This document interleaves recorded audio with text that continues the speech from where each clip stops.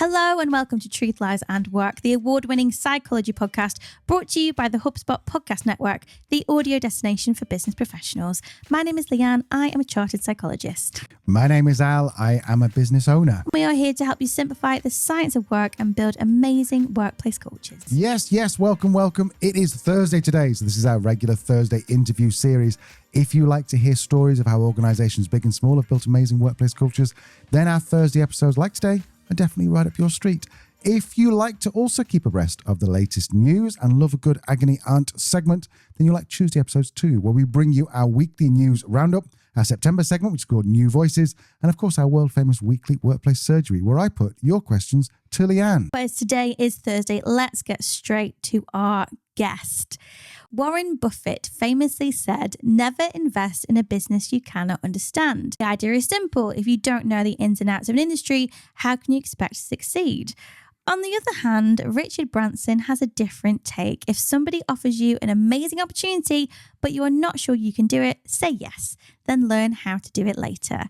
For Branson, it's about jumping in, taking risks, and figuring it out along the way.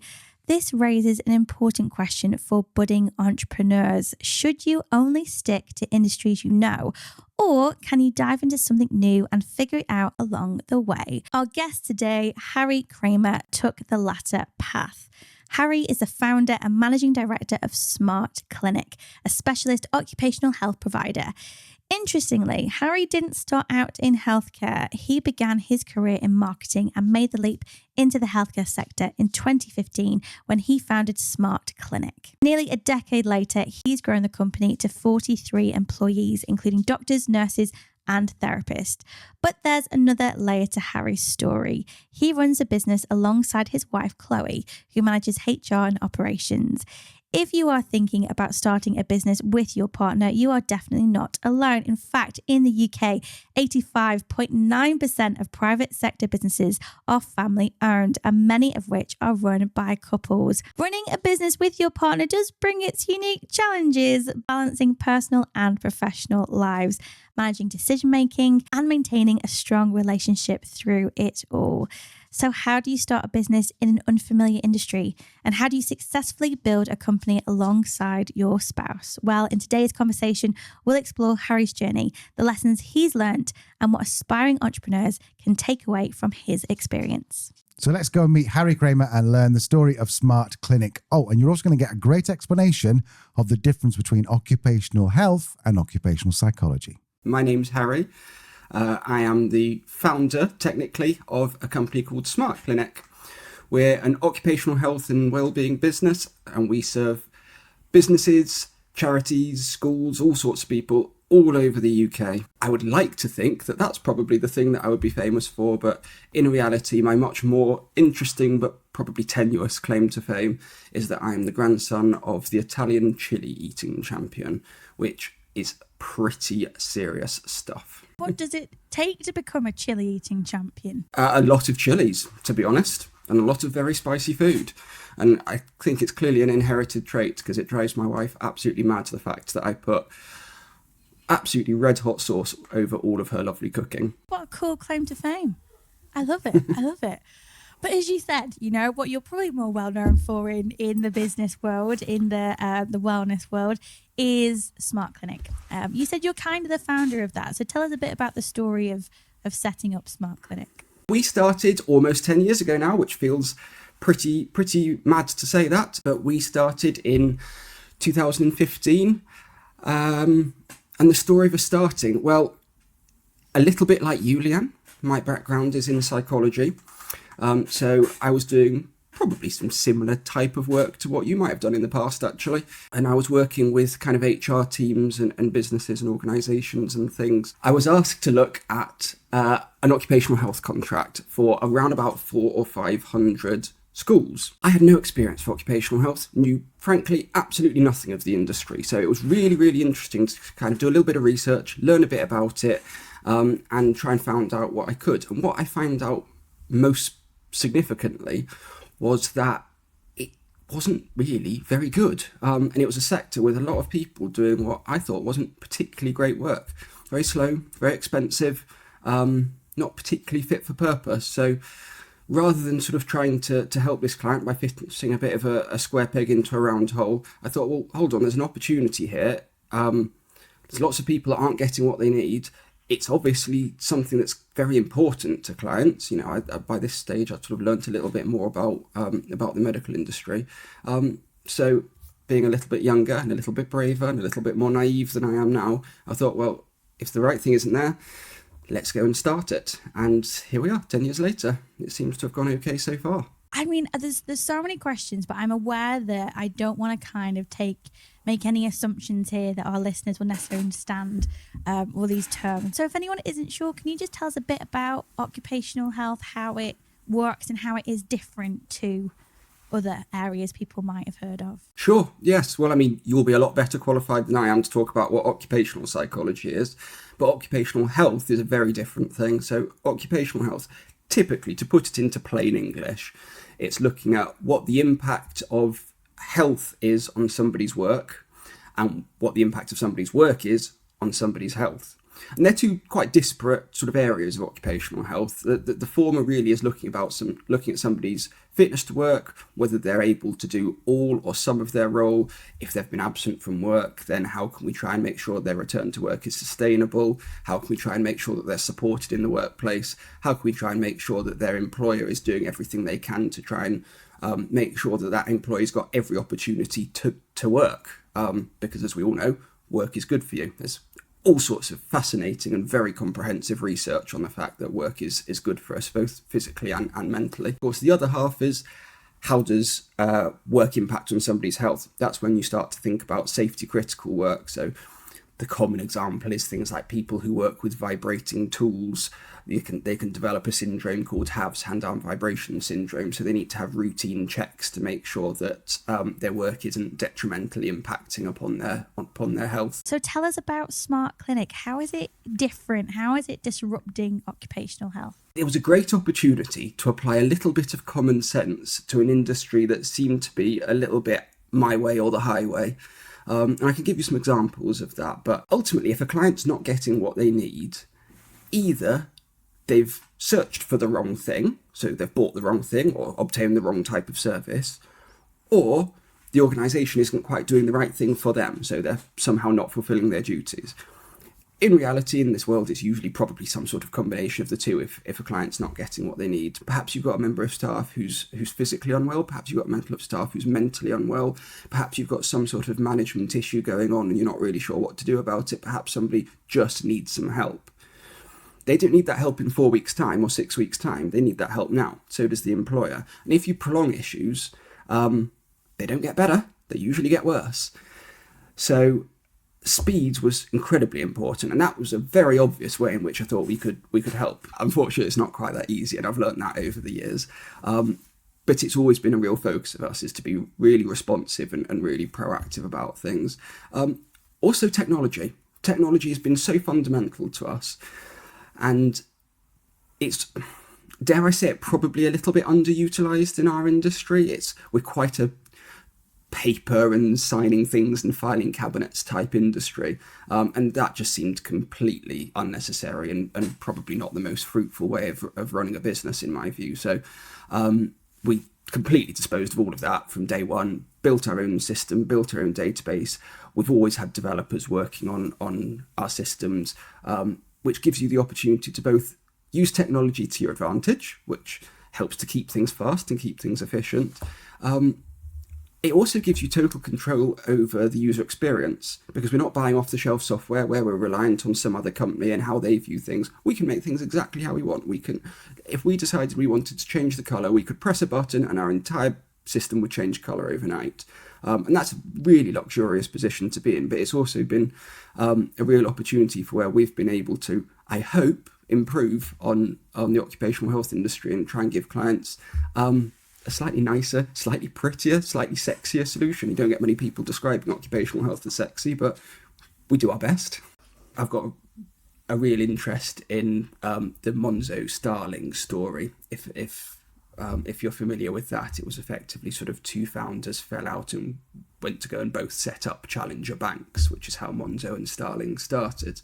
And I'm so honoured to say that we actually now work with Monzo. They're a client of ours, which is brilliant because, I watched that journey right from day one, and in our own tiny little way, we're now part of that journey as well. So Leah, just to reiterate, the difference between occupational psychology, which is what you're an expert in, and occupational health, which is what Harry's an expert in, is what? So occupational health, very generally, broadly speaking, focuses on physical safety and well-being at work, while occupational psychology generally addresses the organizational structure, leadership behaviors, and how this all feeds into culture and performance within a workplace.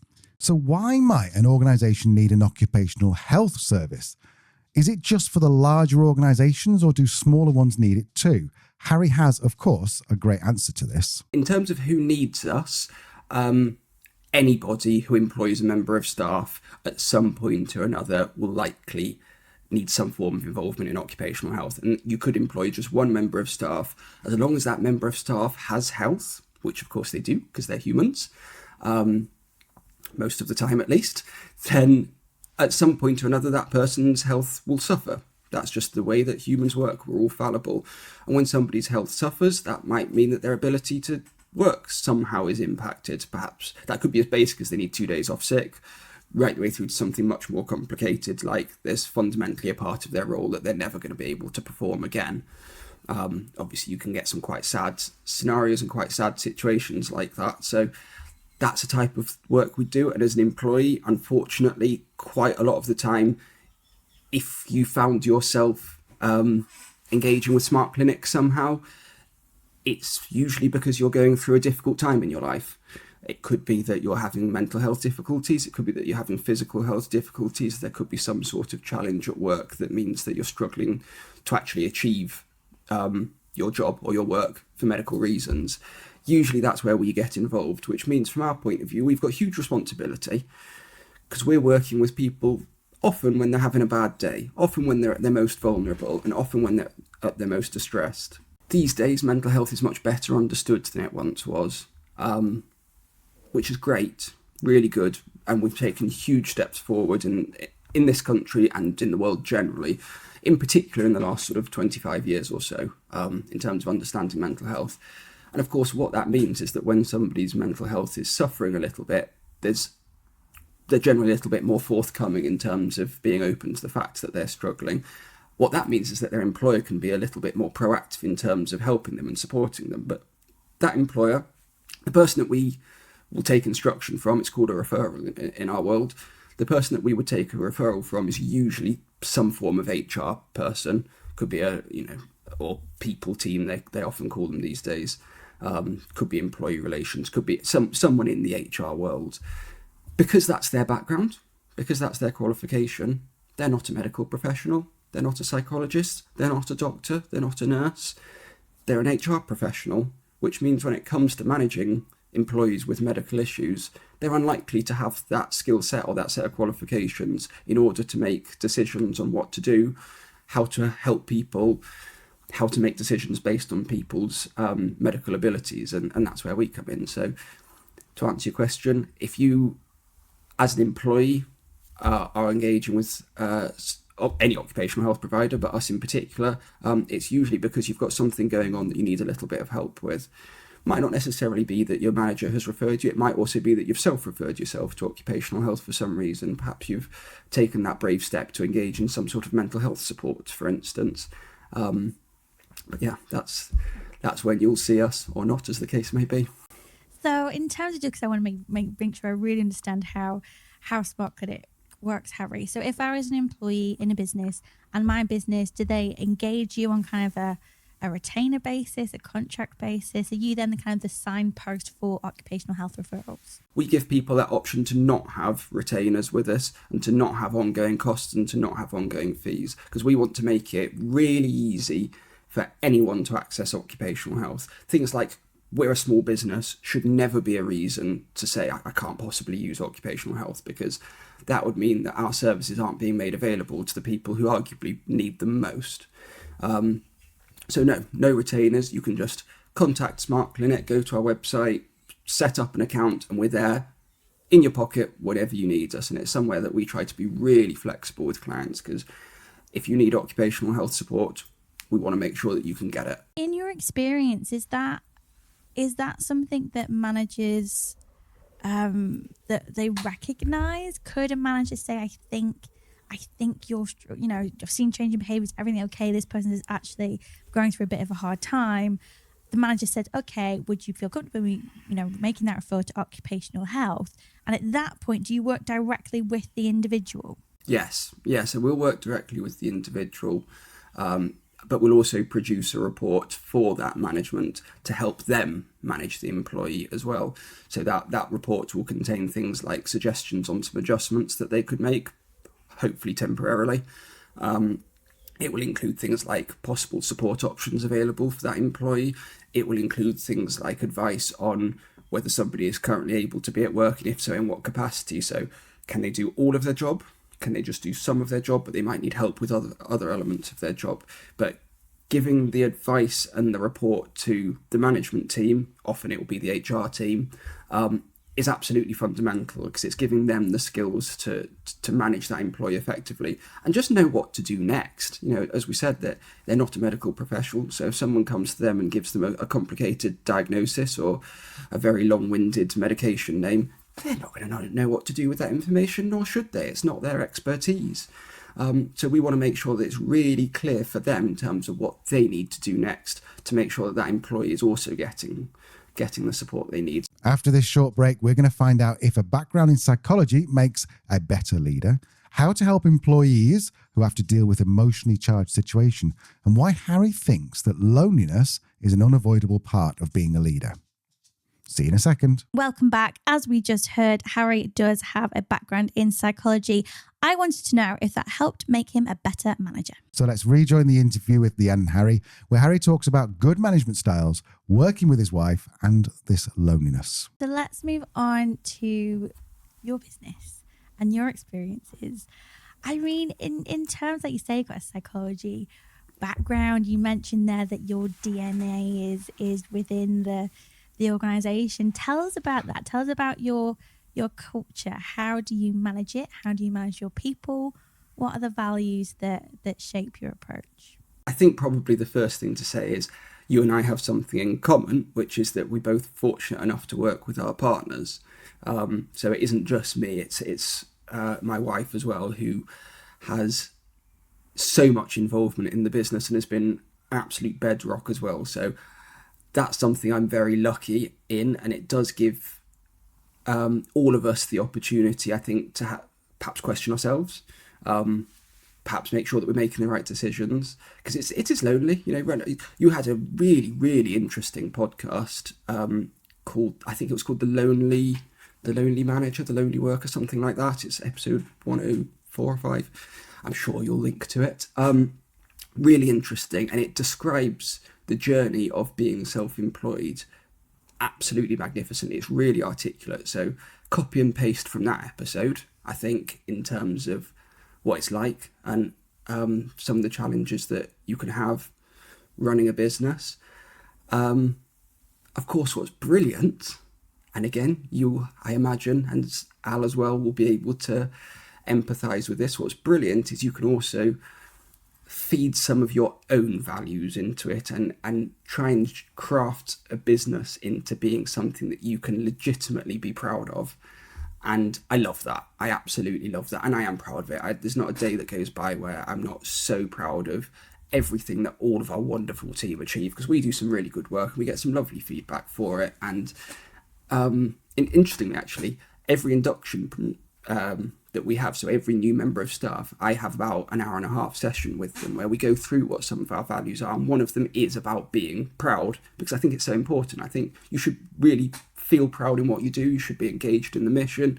You should feel you should just feel like you've done a good job, because if you've done your job well, you've helped somebody phenomenally well. So it's funny you mentioned about values. That specifically is one of the values that we try to sort of encourage and try to promote. What's the hardest thing about working with your partner? The logistics.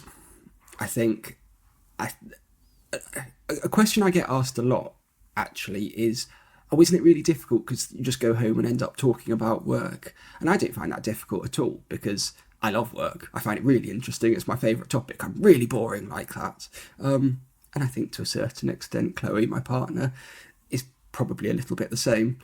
So that's not a challenge at all. I think what is a challenge is the logistics of it, because really obvious example, if we go on holiday, obviously we're probably both going on holiday together. That's both of us out of the business for a week.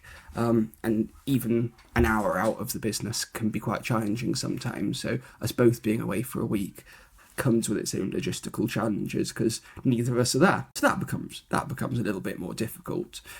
But yeah, other than that, to be perfectly honest with you, no complaints. It's really helpful and it's really nice. And as I said, running an organisation can be lonely because nobody else gets it. Why would they? It's not their job to get it, but they don't necessarily understand what goes on behind the scenes.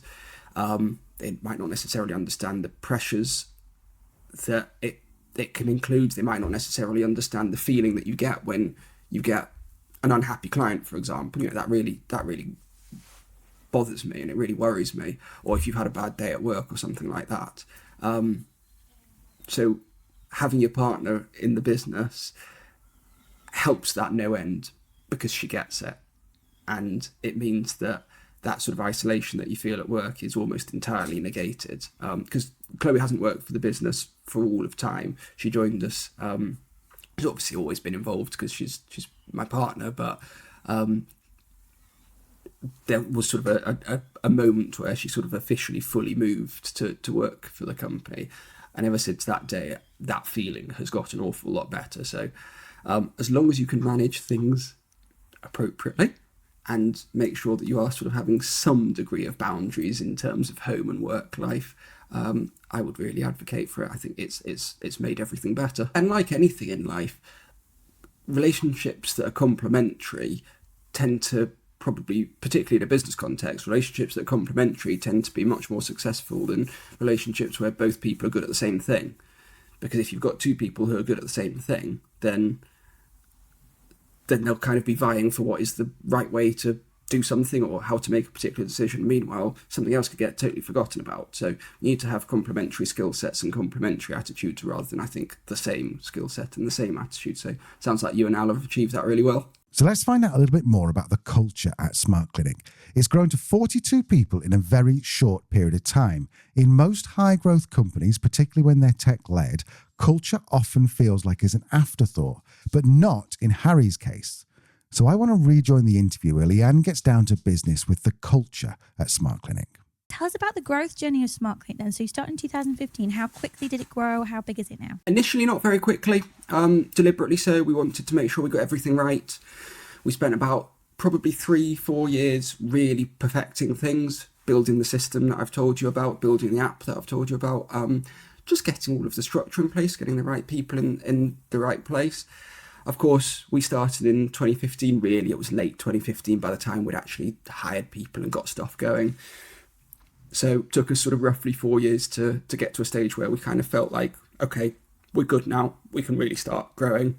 That takes us to the end of 2019. Of course, the pandemic happened. So all of a sudden, things looked very different. But from that point onwards, we've grown quite quickly and we've been really, really lucky. And I'm so grateful to every single client who's ever put their faith in working with us, because it does take faith. You know, you're potentially going to spend money on a service. You're potentially going to get put a bit of trust in an organisation to actually look after your staff properly, engage with your staff properly, have appropriate conversations with your staff. So it does take a real leap of faith engaging an occupational health provider, and I do recognise that, and we feel really privileged every time a client chooses us. Fortunately, more recently, that is quite frequent. You know, we are growing quite quickly. We try not to grow ridiculously quickly. We don't want to grow to a point where things are so unmanageable. I would never like to get to a stage where the right hand doesn't know what the left hand is doing. But similarly, some growth is great because with growth comes more opportunity to reinvest in the company, reinvest in the technology, for example, hire more and better qualified people, implement things that just make you better as a company. And in that sense, growing a business is hard because the bigger it is, the more challenges there are. But it's also easier because the bigger it is, the more opportunities there are and the more resources there are. Again, talking about that episode that we referenced earlier, and I've heard you talk about this before, actually. You talk about how the 13th hire is the most difficult one, don't you? So true. Whether it's exactly the 13 number, I don't know, but it is so true. Around about that number, that's the stage where you're big enough to have a proper business and you've got proper clients who have quite high expectations of you, but still quite small without much structure and without much resource. I would probably say from that day onwards, it does get a bit easier. So what was the biggest learning curve for you, do you think, from a people and culture perspective, going, as you said, from that tricky 12, 13, 14 up to 42? Common question people would say is, what's your biggest mistake that you made, or what would you do differently, and stuff like that. And I think it's really difficult to answer what would I do differently, because every mistake you ever make, you learn from, and it sort of makes you a little bit better in a way. Sounds a bit corny, that, doesn't it? But it's true. It also gives you opportunity to actually, if you made a mistake, there's a hole somewhere. You might, if you've accidentally done something wrong, then it was probably too easy to have got that thing wrong. So there's a hole there that you could fix. So until you make that mistake, sometimes you don't know there's a hole there, and you can plug it. Data protection's a very common example of that, and you never really want anything to get to a stage where there's been a data breach or anything like that. So you have to try and preempt what those risks are, what those holes are. How could I accidentally make a data breach, or those sorts of things. But yeah, I mean, I think that's probably been one of the more significant learnings. I've learned a lot in terms of working with people as well. You have very grandiose idea of how you're going to be as a manager before you are one. When you become one, it changes. It's a lot harder than you expect it to be. Easy conversations are easy, but hard conversations are really hard.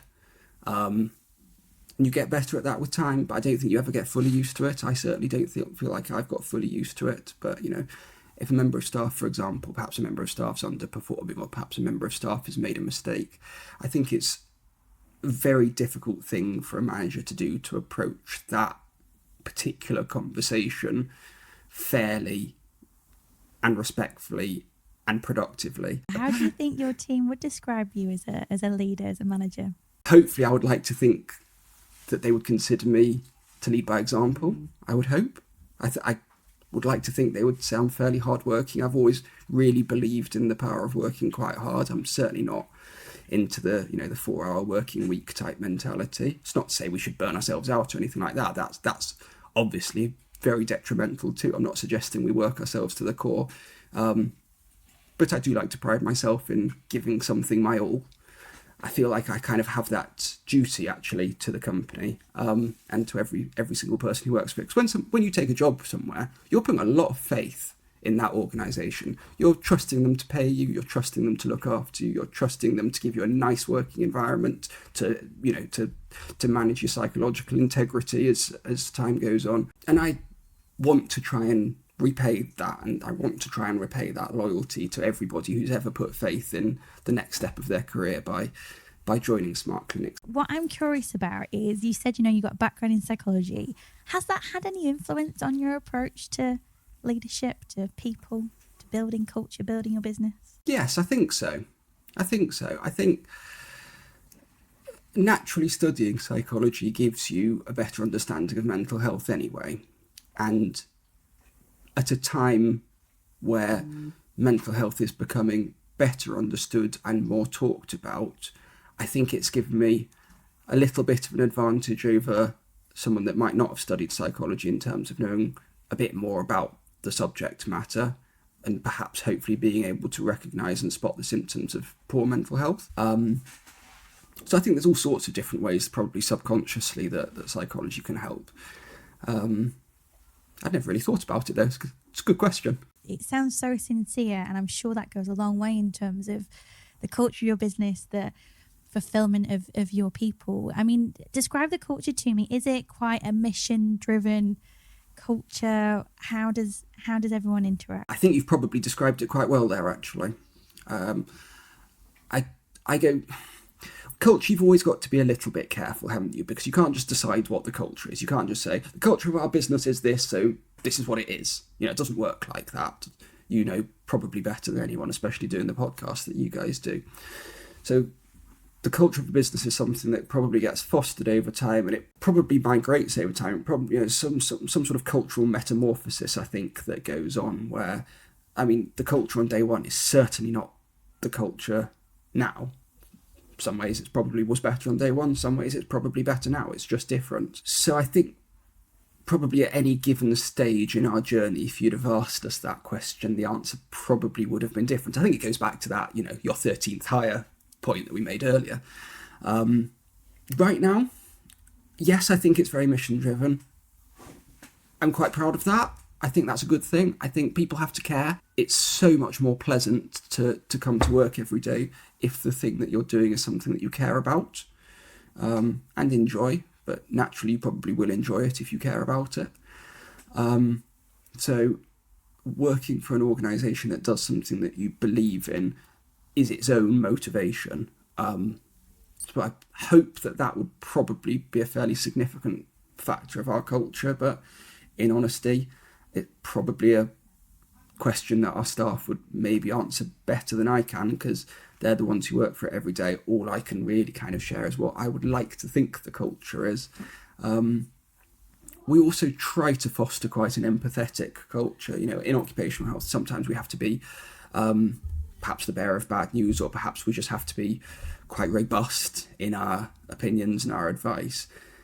But it's really difficult to do that and also remain empathetic at any given time. When we're hiring, for example, we always try to identify people that seem to have good emotional intelligence and good empathy skills, because, as we were talking about earlier, any given day that you talk to someone, the probability is that they're probably having a bad day. They're probably going through a difficult time in their life. So I think we try to foster a culture of empathy and understanding, and probably being non-judgmental of the people that we work with as well. Obviously, that can be quite challenging when we deal with people with some quite extreme views from time to time. But obviously, you have to remain understanding and non-judgmental of those views as well. But that's certainly, I hope that that's something that resonates within our culture. It's certainly something that personally I try to promote wherever possible. I really like that. I think that's something that businesses can struggle with, can't they? That evolution of their culture. Yeah. I it's really interesting you say that. I bet there is some sort of, I bet if you're ever to do research on it, I bet there's some sort of grieving for some SME owners who once were a one-person business, because the feel is different and you could miss that sometimes. I'll be interested to do research on that. Maybe that's a job for you one day, Leanne. On this theme, you said that, the nature of the work that your team does, the challenges that they support the people with, some of the views that some people have, there's a lot of emotional labour there. How do you support people with their well-being, particularly as an occupational health business? How do you make sure the health of your own team is managed and taken care of? Well, we try to be supportive of each other is probably the primary thing. You've quite rightly identified that sometimes working with people all day long who are struggling takes its toll, and it does. It really does, and it's not unusual to have a difficult consultation and to come away from it and feel a little bit emotional, or just have a difficult call, whether it's someone that's had quite triggering trauma in their own life that they've then discussed with one of our team, and it's resonated with them. So I think we try to be supportive. To go back to sort of the subject, to make sure you've got the right people in the right place at any given time, that's so important, because what that actually looks like in practice is making sure that every member of staff has that layer of support that they need. It's quite fashionable these days, isn't it, to talk about flat management structures where it's sort of everybody's equal and there's not really a hierarchy and stuff like that. But one of the inherent downsides, in my view, of that is that when it comes to kind of obtaining support from someone, there's not necessarily an available or obvious go-to person, particularly if it's a person in authority that can give you sort of appropriate advice or support or any kind of intervention at all. So having the right management team in the right place, I think, is really important to that. And that's something that, to go back to working with your partner, that's something that my wife has been able to do so well, because it's really sort of one of her fortes, that, and ensuring that the right people are in the right place at any given time, but also ensuring that a culture of being supportive and fair and kind to each other is really harnessed as well. So yeah, I think these days I'm less hands-on with it because there's more people. So really all I can do, because there's only so many hours in the day, really all I can do is make sure that everybody's got access to that support that they need whenever they need it, which is both practical support as well. You know, we've got also everything that we practice, we preach as well. Everything that we preach, we practice. We have our own employee assistance type options. You know, we offer health services and in particular mental health services to all of our own team as well. But yeah, I think probably the more beneficial and the more significant thing that we're able to do internally is make sure that the management team are where they need to be, when they need to be there, and also have the skill set in which to kind of support the team members that they need to. Leah, tell me, what other kinds of companies might need to consider this emotional labour? Well, let's just remind ourselves what emotional labour is. So emotional labour is when employees manage their emotions to meet job expectations, even if it goes against how they truly feel. This happens in a lot of jobs. So customer service often deal with angry customers, but they must stay friendly and patient to maintain the company image. Nurses, other healthcare workers might face stressful or emotional situations daily, but they need to stay calm and reassuring no matter how overwhelming their work becomes. Teachers also have to maintain positive energy in the classroom, even when they're really tired, frustrated, and probably underpaid. A growing example is also social media moderation, and this has been all over the news, especially given the Elon Musk takeover of Twitter, now X. Moderators often have to handle disturbing or harmful content, removing inappropriate posts while maintaining neutral and professional, despite how the content may affect them emotionally.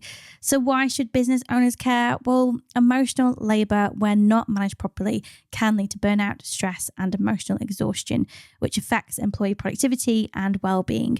For example, research shows that constant emotional dissonance, which is the gap between what is felt and displayed in terms of emotion, can take a serious toll on mental health. And over time, this can lead to higher turnover rates and lower job satisfaction, which is why creating a supportive work environment like Harry is doing at Smart Clinic is so important, both for employee wellbeing and business performance. Let's get on to my favourite bit, the lessons learned when building an organisation from the ground up. We'll get back into the interview where Leanne did a great job of finding out what went well and what didn't go so well when building Smart Clinic. And we're going to learn what really drives Harry to build the best organisation he possibly can. What advice would you give to 25-year-old Harry who's about to embark on this incredible growth journey? Buckle up. It's going to get fun. I think to anyone starting a business, you can overthink it a little bit. And I think one of the real beauties of being young is you don't overthink things quite as much as you do when you're older, because the risks are lower. You know, you don't have a family, you don't have a mortgage, you don't have all of those things to worry about. So there's less to lose. So you're a little bit more gung-ho with stuff. I can say with absolute conviction, for example, if I were to go and start another business now, I would be far more cautious now than I would have been 10 years ago. And to be honest, probably rightly so. I'd probably just go back to myself and just say, I'll just get on with it. Also, I think a few words of warning, that at that age, you don't know what you don't know, particularly when you've got relatively limited experience of management and business ownership and stuff. And when you don't know what you don't know, you probably don't know about some of the challenges that lie ahead, and therefore you're, not fairly unprepared. I was woefully unprepared for some of the challenges that we ended up facing. So there's certain things I perhaps would have liked to have read up about a little bit more to negate some of the very silly mistakes we might have made. That might include making sure that the right people are in the right place at any given time as well in terms of staffing. But yeah, I think make sure you're prepared and then just get on with it would probably be a good bit of advice. I was always a little bit unusual. I was always a little bit odd. And I was never really one for convention. If someone said everyone needs to stand on the left, I'd probably go and stand on the right just to be a little bit awkward, which naturally doesn't lend itself particularly well to being a good employee. At this point, I need to apologise to anyone who has ever been my manager in the past, because I definitely wasn't easy. And I mean, I've heard that story a lot before and I resonate with it. You know, you hear lots of founders say, I was a dreadful employee. So I only really ever had the option to be self-employed because I was just far too difficult to be an employee. So definitely that. I always had a real desire to sort of build things, not physically, you know, not Lego or anything like that, but build things in terms of creating. And, you know, I'm not creative insofar as I don't play musical instruments or paint or anything like that. So my sort of creativity comes out, I think, in the corporate world. And I always felt that sort of ambition and motivation to actually build something and exercise a bit of corporate creativity. I don't know if that's an expression or not, but that's kind of how it felt to me. To give you another example, I started a business when I was 18, I think I was, selling and racing go-karts. Didn't do terribly well, but as an 18-year-old, it was quite good fun, and you know, I made enough to pay my way through university and things like that. And I think that probably demonstrated to myself from a fairly early age, A, that I could do it, and B, that I wanted to do it. You know, that's the life that I wanted. I wanted to be self-employed and building something that I think is beautiful. It's almost like having a child, really, having a business. You're building something, you're nurturing it, you're feeding it, you're letting it grow. You know, eventually it starts walking all by itself. And I always sort of had that hunger and that drive to do that, I think, which it turns out was a bit odd and a bit unusual at the time, but I feel quite fortunate to have that as a personality trait. I'm very proud to give 42 people jobs. You know, I don't think you should ever underestimate how significant it is to be able to give people that opportunity and that career, and hopefully a job that they like. I imagine most people quite like their jobs.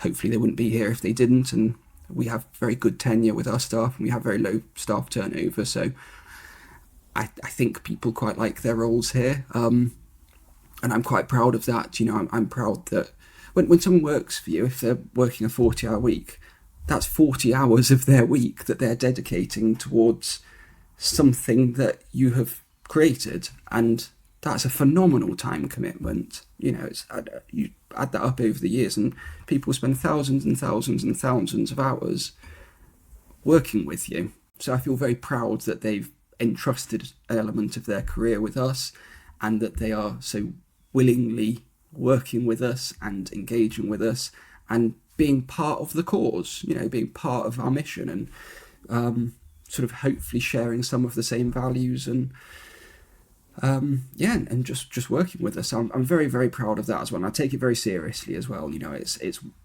when it comes to decision making, we talked about risk a little bit earlier. When it comes to decision making, I'm much more risk averse now than I once was, because there's so much more on the line. And that's 42 people's jobs. That's 42 mortgages, 42 pensions, 42 families, 42 mouths to feed, at least. So it's something that you've got to take very seriously, but it's also something I'm really, really proud of. What do you want people to really take away from this, Harry? If a business leader, a HR listener, a HR leader, an employee is listening, what's the one message you want them to take away from this conversation? I think to anybody who's got any sort of entrepreneurial flair, who's listening to this conversation, go for it. Have fun. Be aware of what the challenges are going to be, but go for it, because honestly, it's such a rewarding and interesting journey. I think more in terms of bringing it back to kind of Smart Clinic and what I actually do on a day-to-day basis, I think probably one of the significant things that I would like people to sort of take away and understand is that actually there is another way. If ever you've had a bad experience of occupational health, which many of your listeners or viewers will have done, there is another way. Go and try it. If you don't like it, then at least you tried it. But there are better options out there. So that is the story of Smart Clinic and a masterclass in building company culture, even when the work is tough. A really great story, entrepreneurial story, I think brings in a very different perspective of how actually to be a great manager, to be a great founder, you don't even have to have experience in the people, doing the job with the people that you're managing and building a business in. So I think it really does push that argument in terms of hiring managers for people skills to a whole new level. I'm siding Branson on this one, I must admit. Brilliant. We are back on Tuesday with another This Week in Work episode. But before we go, here's how to find a bit more about Harry and Smart Clinic. Oh, you don't want to know any more about me. I'm not that interesting. But the company, so our website, smartclinic.com. There's all sorts of information on there. If ever you want to get in touch with us, drop us an email on hello@smartclinic.com. It's nice and easy to remember that one. And one of our team, quite possibly me, will get back to you. And you know what? We'll get back to you really quickly because we'd really love to help. A reminder, if you like to hear stories of how organisations big and small have built amazing workplace cultures, then every Thursday we bring you an amazing guest with a great story. And if you like to keep abreast of the latest news and love a good agony aunt segment, then you're going to love next Tuesday, as I said, where we're bringing you more of our weekly news roundup, our September segment called Fresh Voices, and of course our world famous weekly workplace surgery, where I put your questions to Leanne. Oh, and by the way, there is a brand new middle segment. I don't know if it's next week or the week after, which we're really excited about, called Hot Takes. I think you're going to love it. You are going to absolutely love it. Until then, don't forget to subscribe, follow, however it is you stay up with the show on whatever platform you listen on. Leave a review if it's positive and you've got 5 minutes. If it's negative and you've got 5 minutes, do the washing up or something. But yeah, it's the best way to support the show, best way to help us keep bringing you more and more content, hopefully better and better content, and keep doing what we love. So yeah, if you wouldn't mind just clicking those buttons, that'd be marvellous. We'll see you next week. Bye. Bye-bye. Love you. Love you.